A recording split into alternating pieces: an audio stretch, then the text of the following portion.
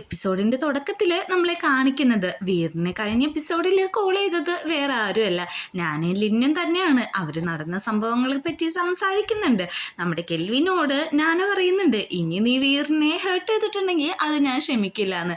അങ്ങനെ ഫോണെല്ലാം സംസാരിച്ച് വെച്ച് കഴിയുമ്പോഴാണ് ലിന്നിന് വേറൊരു കോള് വരുന്നത്.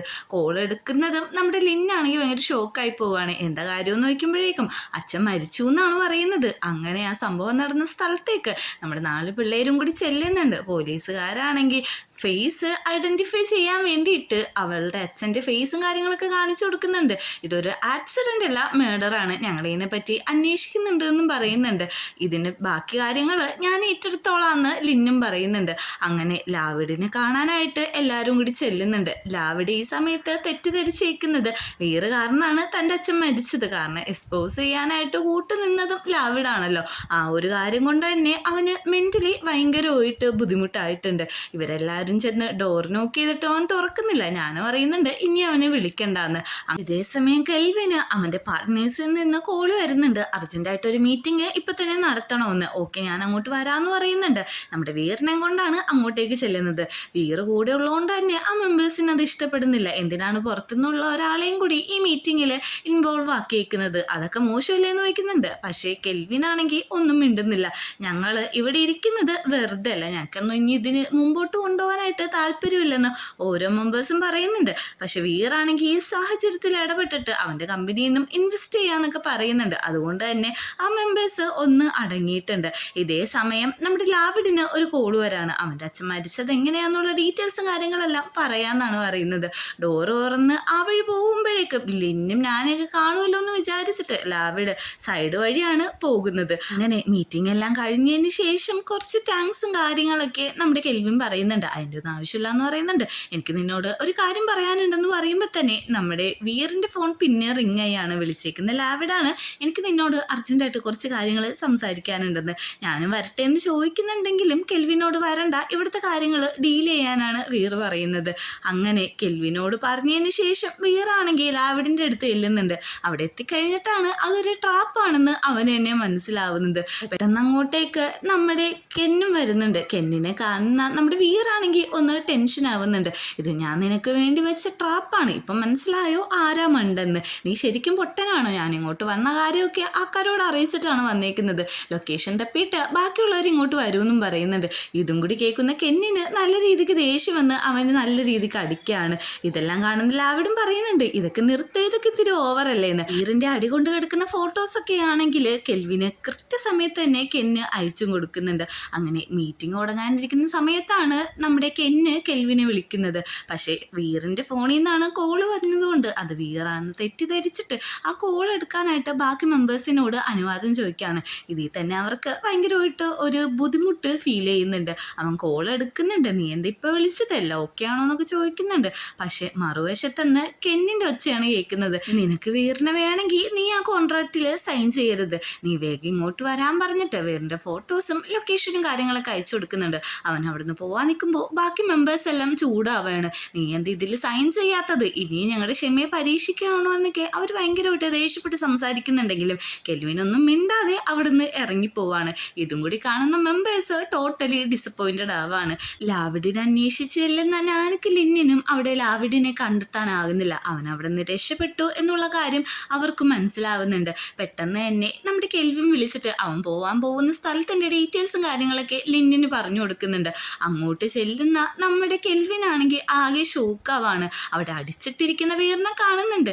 നിന്നെ ഞാനല്ലേ ചീറ്റ് ചെയ്തത്, ഉപദ്രവിച്ചത്, നീ അവനെ വെറുതെ വിടാനൊക്കെ പറയുന്നുണ്ട്. നിന്റെ ഈ ആത്മാർത്ഥമായിട്ടുള്ള സ്നേഹം കണ്ടിട്ട് എനിക്ക് ശരിക്കും കരച്ചില്ല വരുന്നു എന്നാണ് കെന്നു അറിയുന്നത്. നിനക്ക് ഇവനെ വേണമെങ്കിൽ നീ എൻ്റെ മുമ്പിൽ ബോ ചെയ്യാൻ പറയുന്നുണ്ട്. അങ്ങനെ അവനെ കൊണ്ട് കാല് വരെയും പിടിപ്പിക്കുന്നുണ്ട്. എന്നിട്ട് പറയുന്നുണ്ട്, നിങ്ങളെ ഞാൻ ഇവിടുന്ന് അങ്ങനെ പെട്ടെന്നൊന്നും വിടാൻ പോകുന്നില്ല എന്ന്. ഇതിനൊക്കെ കൂട്ടി നിൽക്കുന്ന ലാവിഡിനെ കണ്ടിട്ടാണ് രണ്ടാമതേ അവൻ ഷോക്കാവുന്നത്. എന്നിട്ട് ലാവിഡിൻ്റെ ഒരു പാസ്റ്റ് കാണിക്കുന്നുണ്ട്. അതായത് അവന് പറഞ്ഞ് അവൻ്റെ അച്ഛനെ കൊന്നത് ഇവരാണെന്നൊക്കെ പറഞ്ഞ് മനസ്സിലാക്കിപ്പിച്ചിട്ടാണ് ഈ ഒരു ക്രൂരകൃത്യം ചെയ്യാൻ അവനെയും കൂട്ടി നിർത്തിയേക്കുന്നത്. അവരവിടെ ഒരുമിച്ചിരിക്കുന്ന ഫോട്ടോസും കാര്യങ്ങളൊക്കെ കാണിച്ചു കൊടുത്ത് മാനിപ്പുലേറ്റ് ചെയ്താണ് അവനെ കൊണ്ട് ഇതിനൊക്കെ സമ്മതിപ്പിച്ചേക്കുന്നത്. ഇതും കൂടി അറിയുന്ന നമ്മുടെ കെൽവിനാണെങ്കിൽ ഒന്നും കൂടി തളർന്നു പോവുകയാണ്. അവർ കണ്ണോർക്കുമ്പോൾ കാണുന്നത് രണ്ടുപേരെയും ഹാങ് ചെയ്തിട്ട് റൂമിൽ ഇട്ടേക്കാണ്. ലാവിഡിനോട് കുറേ ഹെൽപ്പ് ചോദിക്കുന്നുണ്ടെങ്കിൽ പറയുന്നുണ്ടെങ്കിലും അവൻ അതൊന്നും മൈൻഡ് ആക്കുന്നില്ല. നീ ഒരു കാര്യം അറിയോ, വീറിന് നിന്നെ ശരിക്കും ഇഷ്ടമാണ്, അവൻ നിന്റെ കാര്യത്തിൽ വേറെ ഇടാണെന്നൊക്കെ നമ്മുടെ കെൽവിൻ പറയാണ്. ഇതെല്ലാം കൂടി കേട്ട് ബെഗ് ചെയ്യുന്ന കെൽവിനെ കാണുമ്പോഴേക്കും നമ്മുടെ വീറ് പറയുന്നുണ്ട്, നീ ഒന്ന് നിർത്ത്, ഇവനോട് ഇനി ഒന്നും പറഞ്ഞിട്ട് കാര്യമില്ലാന്ന്. അല്ലെങ്കിലും എനിക്ക് നിങ്ങളോട് സംസാരിക്കാൻ താല്പര്യമില്ല. എൻ്റെ അച്ഛൻ്റെ മരണത്തിന് കാരണം നിങ്ങളാണ്. അതുകൊണ്ട് തന്നെ ഇനി നിങ്ങൾക്ക് വേണ്ടത് എന്താന്ന് വെച്ച് ചെയ്തോളാൻ പറയുന്നുണ്ട്. അങ്ങോട്ടേക്ക് ആ സമയത്ത് കെന്നു വരുന്നുണ്ട്. കെന്നു പറയുന്നുണ്ട്, ഇനി നമുക്കൊരു ഗെയിം കളിക്കാന്ന്, എനിക്കിതൊന്നും കാണണ്ട, നിനക്ക് ഇഷ്ടമുള്ളത് നീ എന്താന്ന് വെച്ച് ചെയ്തോളാൻ പറഞ്ഞിട്ടാണ് ലാവിഡ് അവിടെ നിന്ന് പോകുന്നത്. ലാവിഡ് പോകുമ്പോഴേക്കും അവരുടെ അവസാനമായിട്ടുള്ള പ്രതീക്ഷയെ നഷ്ടപ്പെടുകയാണ്. നമ്മുടെ കെൻവിനോട് പറയുന്നുണ്ട്, നിനക്കിപ്പോൾ സന്തോഷമായോ എന്ന്. അത് മാത്രമല്ല, നിന്നെ ദ്രോഹിച്ചത് ഞാനല്ലേ, പിന്നെ നീ എന്തിനാണ് ഈ വീറിനെ പിടിച്ചു വെച്ചേക്കുന്നത്, അവന് വെറുതെ വിട്, എന്നിട്ട് നീ എന്നെ കൊന്നു, അതിന് എനിക്ക് കുഴപ്പമില്ല എന്ന് പറയുന്നുണ്ട്.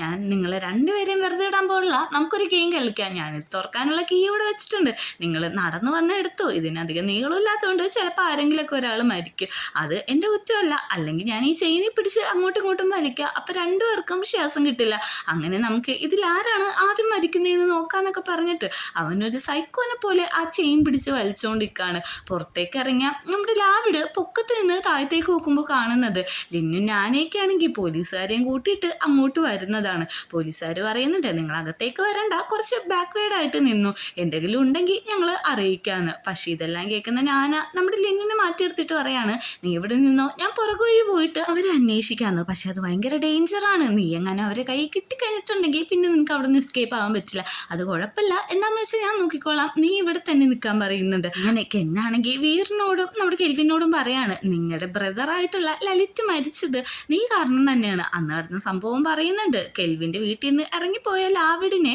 പിക്ക് ചെയ്യാനായിട്ട് അവൻ്റെ ഗുണ്ടകളെയൊക്കെ ഏർപ്പാടാക്കുന്നത് കെന്നാണ്. ലാവിഡ് പുറത്തേക്ക് ഇറങ്ങുമ്പോൾ അവരവന് നല്ല രീതിക്ക് സ്കെച്ച് ചെയ്ത് കൂട്ടുന്നുണ്ട്.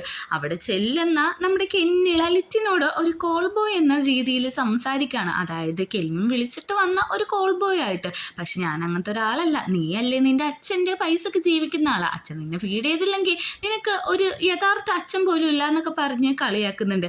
ഈ ഒരു കാര്യവും കൂടി കേട്ട നമ്മുടെ കെന്നാണെങ്കിൽ ദേഷ്യം വന്ന് അവനെ അങ്ങ് വെട്ടിക്കൊല്ലാണ്. ബാക്കി കാര്യങ്ങൾ ടേക്ക് കെയർ ചെയ്തോളാൻ പറയുന്നുണ്ട്. ലലിറ്റിൻ്റെ അടുത്തുനിന്ന് കിട്ടിയ പെൻ ഡ്രൈവും കാര്യങ്ങളും നമ്മുടെ കെന്നിന് കിട്ടുന്നുണ്ട്. ഇതും കൂടി ആയപ്പോഴേക്കും കെന്നിന് ഒത്തിരി സന്തോഷമായി. നമ്മുടെ കെൽവിനാണ് ചെയ്തതെന്ന് പറഞ്ഞ കാര്യങ്ങളെല്ലാം ശരിക്കും ചെയ്തത് കെൻ തന്നെ ആയിരുന്നു. ഇനി നിങ്ങൾക്ക് വേറൊരു സർപ്രൈസും കൂടി തരാം, ഞാനിവിടെ ബോംബ് സെറ്റ് ചെയ്തിട്ടുണ്ട്, 30 സെക്കൻഡ് കഴിഞ്ഞിട്ടുണ്ടെങ്കിൽ അത് പൊട്ടിത്തെറിക്കും, എന്തായാലും നിങ്ങളുടെ മരണം ഉറപ്പാണെന്ന് പറയാണ്. ഈ സമയത്താണ് അങ്ങോട്ടേക്ക് ലാവിഡ് വരുന്നത്. ഇവിടെ ഫുള്ളും പോലീസ് വളഞ്ഞിട്ടുണ്ട്, നമുക്ക് പെട്ടെന്ന് തന്നെ ഇവിടുന്ന് എസ്കേപ്പ് ആവണമെന്ന് പറയുന്നുണ്ട്. അവരവിടുന്ന് ഇറങ്ങുന്നുണ്ട്, ബോംബിൻ്റെ കാര്യങ്ങളും ടൈമറും സെറ്റ് ചെയ്യുന്നുണ്ട്. അവിടുന്ന് ഞാനാണെങ്കിൽ അകത്തേക്ക് കയറുന്ന അതേ സമയത്ത് തന്നെ പോലീസുകാരും കയറുന്നുണ്ട്. ലാവിഡും കെന്നു ആണെങ്കിൽ അവർ മുമ്പിൽ എത്തിയിട്ടുണ്ട്. നിങ്ങളെന്താ ഇവിടെ എന്നൊക്കെ ചോദിക്കുന്നുണ്ട്. അതുമല്ല, എൻ്റെ അനിയനെ വിട്ടു തരണമെന്നും നമ്മുടെ ലിന്നു അറിയുന്നുണ്ട്. നമ്മുടെ അച്ഛനെ എക്സ്പോസ് ആക്കിയത് നീ വിചാരിക്കുന്ന പോലെ വീറും കെൽവിനൊന്നുമല്ല, അത് ഞാനാണ്, ഞാൻ പറഞ്ഞിട്ടാണ് വീറ് നിന്റെ അടുത്ത് ആ ഡോക്യുമെൻ്റ് എടുക്കാൻ പറഞ്ഞത്. അത് മാത്രമല്ല, നമ്മുടെ അച്ഛനെ കൊന്നത് ഈ കെന്നാണെന്നും പറയുന്നുണ്ട്. ഇതും കൂടി കേട്ട ലാവിഡാണെങ്കിൽ ഒന്ന് ഷോക്കായി പോവാണ്. നിനക്ക് വിശ്വാസം ഇല്ലെങ്കിൽ പോലീസുകാരുടെ കയ്യിൽ എവിഡൻസ് ഉണ്ടെന്ന് പറയാണ്. ഇതും കൂടി കേൾക്കുമ്പോഴേക്കും നമ്മുടെ കെന്നാണെങ്കിൽ ലാവിഡിനെ പിടിച്ചു വെച്ചിട്ട് ഗണ്ണെല്ലാം താഴെ ഇടാൻ പറയുന്നുണ്ട്. പക്ഷെ അവിടെ ഒരു ഫയർ ഇറക്കുന്നുണ്ട്. അങ്ങനെ നമ്മുടെ ലാവിഡിനെ സുരക്ഷിതമായിട്ട് കിട്ടുന്നുണ്ട്. ലിന്നിൻ്റെ അടുത്ത് എന്നിട്ട് സോറിയൊക്കെ പറയുന്നുണ്ട്. അത് മാത്രമല്ല, ഇപ്പൊ വീറും കെൽവിനും അവിടെ അപകടത്തിലാണ്, ബോംബ് സെറ്റ് ചെയ്തിട്ടുള്ള കാര്യവും പറയുന്നുണ്ട്. അങ്ങനെ പോലീസുകാർ ആ ബോംബ് ഡിറ്റക്ട് ചെയ്യുന്നുണ്ട്. പക്ഷെ ഒരു പ്രശ്നമുണ്ട്, അതിലേതെങ്കിലും ഒരു വയർ കട്ട് ചെയ്യണം. റോങ് ആയിട്ടുള്ള വയറാണ് കട്ട് ചെയ്യണമെങ്കിൽ അത് അപ്പം തന്നെ ബ്ലാസ്റ്റ് ആവും. അതാണ് അവിടെ നടക്കുന്ന ഇപ്പോഴത്തെ പ്രശ്നം. ഇവർ കുറേ പ്രാവശ്യം അവിടെ നിന്ന് രക്ഷപ്പെടാൻ നോക്കുന്നുണ്ട്. നമ്മുടെ കെൽവിനാണെങ്കിൽ തളർന്നെടുക്കാണ്. നീ ഇനി രക്ഷപ്പെടാൻ നോക്കണ്ട, നമുക്ക് എന്തായാലും ഇവിടെ നിന്ന് രക്ഷപ്പെടാൻ പറ്റില്ല. അതിനു മുമ്പ് എനിക്കൊരു കാര്യം പറയാനുണ്ട്. അന്ന് നിന്നെ ഗുണ്ടകൾ തട്ടിക്കൊണ്ടു പോയപ്പോഴേക്കും നിന്റെ മുഖത്ത് ആ സ്കാർ ഇട്ടത് ഞാനാണ്. കാരണം വേറൊന്നുമല്ല, നിന്നെ വേറെ ആരും കൊണ്ടുപോകാതിരിക്കാനും നിന്നെ വേറെ ആരും സ്നേഹിക്കാതിരിക്കാനുമാണ്. നിനക്ക് എന്നോട് ദേഷ്യം ഉണ്ടോ എന്ന് ചോദിക്കുന്നുണ്ട്. എനിക്ക് നിന്നോട് ദേഷ്യമില്ല, എനിക്ക് നിന്നോട് ഇഷ്ടം മാത്രമേ ഉള്ളൂ. ഞാൻ മരിക്കുന്ന അവസാന നിമിഷം വരെയും എനിക്ക് നിന്നോട് അത്രയ്ക്ക് ഇഷ്ടമായിരിക്കും. നമ്മൾ രണ്ടുപേരും ഇപ്പോൾ ഒരുമിച്ച് മരിക്കാൻ പോവാണ് എന്നുള്ള സത്യം അവർക്ക് മനസ്സിലായിട്ട് അവർ കൈയൊക്കെ പിടിച്ചാണ് നിൽക്കുന്നത്. അവർ പാസ്റ്റിലെ കാര്യങ്ങളൊക്കെ അവരൊന്ന് ആലോചിക്കുന്നുണ്ട്. അതേസമയം പോലീസുകാർ കൃത്യമായിട്ടുള്ള വയറ് തന്നെയാണ് കട്ട് ചെയ്യുന്നത്. അതുകൊണ്ട് എല്ലാവരും സുരക്ഷിതമായിട്ട് അവിടുന്ന് രക്ഷപ്പെടുന്നുണ്ട്. ഇനി ഒരു 6 മാസം കഴിഞ്ഞിട്ടുള്ള കാര്യമാണ് നമ്മൾ കാണിക്കുന്നത്. നമ്മുടെ ലിന്നാണെങ്കിൽ ഇപ്പോൾ അവളുടെ അച്ഛൻ്റെ ബിസിനസ്സൊക്കെ ഏറ്റെടുത്ത് ഭയങ്കര നല്ല രീതിയിൽ മുമ്പോട്ട് പോയിക്കൊണ്ടിരിക്കുകയാണ്. അവൾക്ക് കഴിക്കാനൊരു പേസ്ട്രി ആയിട്ട് ഞാൻ വരുന്നുണ്ട്. ഞാൻ എന്നോട് ചോദിക്കുന്നുണ്ട്, നീ എപ്പോഴും ഇവിടെ തന്നെ ഇങ്ങനെയൊക്കെ ചുറ്റിക്കറങ്ങി നിന്നാ നിന്റെ ബോസ് ആയിട്ടുള്ള വീറ് നിന്നെ പിരിച്ചുവിടുന്നു. അത് കുഴപ്പമൊന്നുമില്ല, ഞാൻ എൻ്റെ പാർട്ട്ണറെ മിസ് ചെയ്തപ്പോഴേക്കും ഇങ്ങോട്ടേക്ക് വന്നതാണെന്നും പറയുന്നുണ്ട്. പിന്നാണെങ്കിൽ പറയാണ് നമുക്കൊരു ട്രിപ്പ് പോവാം, കുറേ നാളായില്ലേ, ഒരു 1.5 മാസത്തേക്ക് പോവാന്നൊക്കെ പറയുന്നുണ്ട്. അങ്ങനെ അവർ രണ്ടുപേരും ഭയങ്കര ഹാപ്പി ആയിട്ട് ഇരിക്കുന്നതും കാണിക്കുന്നുണ്ട്. ഇനി നമ്മളെ ജയിലാണ് കാണിക്കുന്നത്. ജയിലിൽ നമ്മുടെ വീറ് ലാവഡിനെ കാണാനായിട്ട് ചെന്നേക്കാണ്. ഞാൻ ചെയ്ത തെറ്റാണ്, അതുകൊണ്ടാണ് ഞാൻ ഈ പണിഷ്മെന്റ് ഏറ്റെടുത്തത്, നമുക്ക് ഇനിയും ഫ്രണ്ട്സ് ആയിട്ട് ഇരിക്കാമോ എന്ന് ചോദിക്കുന്നുണ്ട്. അതിന് വീറ് സമ്മതിക്കുന്നുണ്ട്. അവിടുന്ന് പുറത്തിറങ്ങുന്ന നമ്മുടെ വീറാണെങ്കിൽ ആദ്യം കോൾ ചെയ്യുന്നത് ഞാനെയാണ്. അവരാണെങ്കിൽ ട്രിപ്പ് പോകാനുള്ള കാര്യങ്ങളെല്ലാം പാക്ക് ചെയ്തുകൊണ്ട് ഇരിക്കുകയാണ്.